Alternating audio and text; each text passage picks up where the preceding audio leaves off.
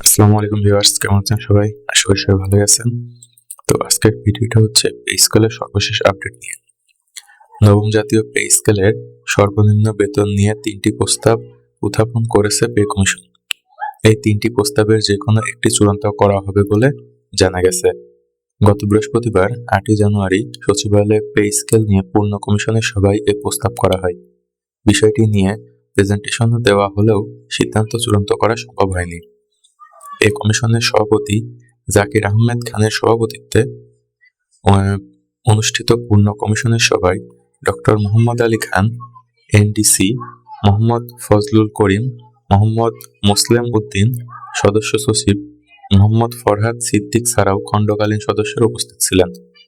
কমিশনের সভায় উপস্থিত পে কমিশনের এক সদস্য বলেন, সর্বনিম্ন বেতন নিয়ে ৩টি প্রস্তাব এসেছে।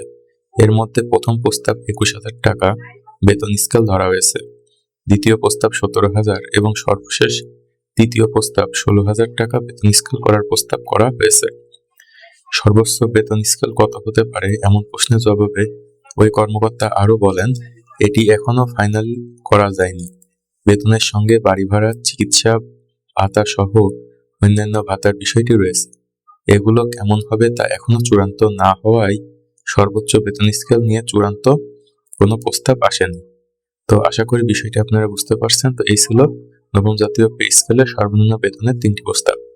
আশা করা যায় সর্বোচ্চ ১৭,০০০ টাকা যেটা ওটা হচ্ছে বাস্তবায়ন হতে পারে। ধন্যবাদ। আসসালামু আলাইকুম।